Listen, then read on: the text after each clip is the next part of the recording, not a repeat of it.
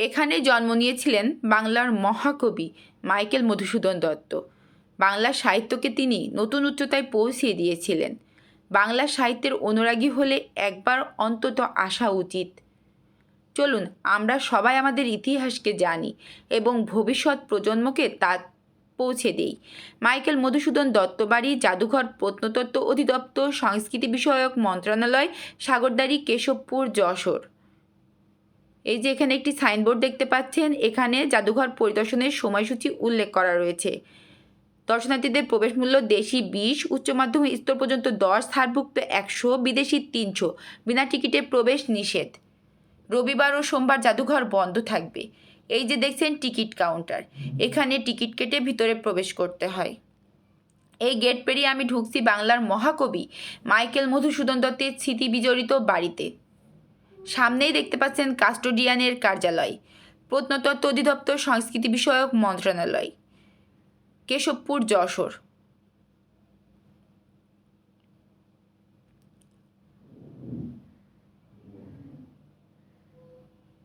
বাড়ির সামনে রয়েছে একটি পুকুর, সময়ের সাক্ষী। এই পুকুরের চারপাশেই একসময় হয়তো কবি বসতেন, ভেবেছেন তার কাব্যের অমর পংক্তিগুলো।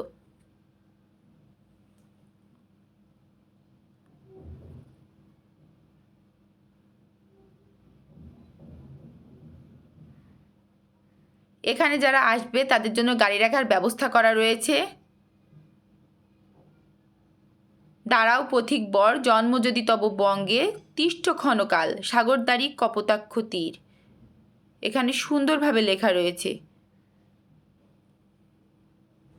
এবার আপনাদেরকে এই বাড়িটি প্রথম থেকে শেষ পর্যন্ত ঘুরিয়ে দেখাবো। ইতিহাসের পথে, সাহিত্যের পথে মাইকেল মধুসূদন দত্তের বাড়ি।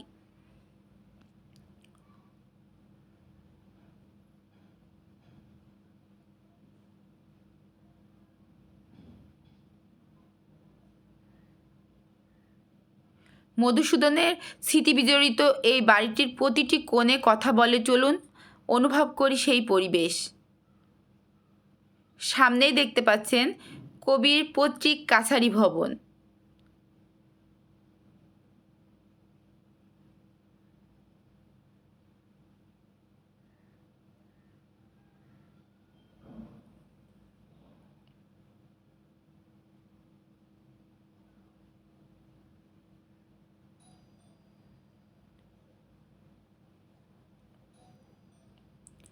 আর সামনে যেটি দেখতে পাচ্ছেন কবির বসত বাড়ি এটা।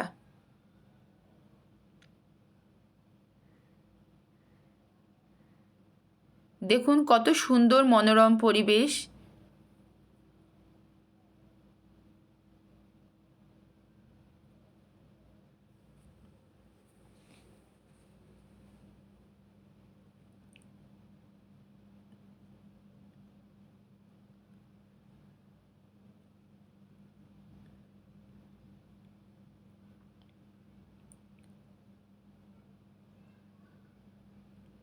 এখানে বিভিন্ন এলাকা থেকে মানুষজন দেখতে আসে।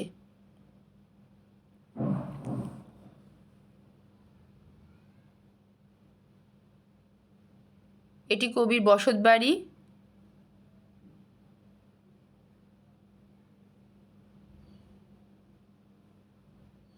এবার আমরা যাচ্ছি কবির কাকার বাড়ি।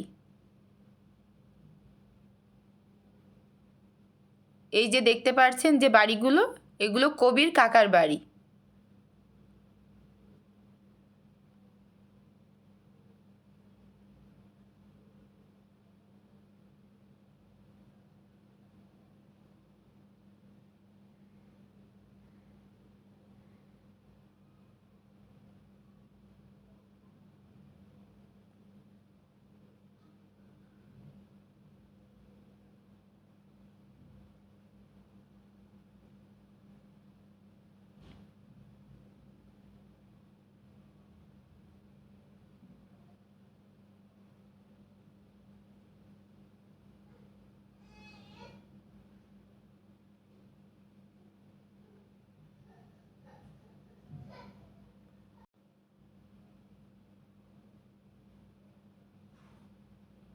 এই যে এই বাড়িটি দেখছেন, এটি কবির আর এক কাকার বাড়ি।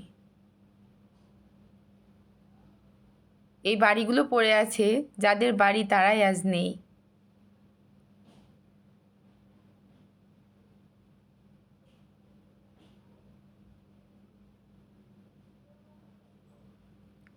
দেখুন, দরজায় লেখা রয়েছে কবির কাকার বাড়ি। আপনাদেরকে ঘরের ভিতরে একটু দেখানোর চেষ্টা করছি।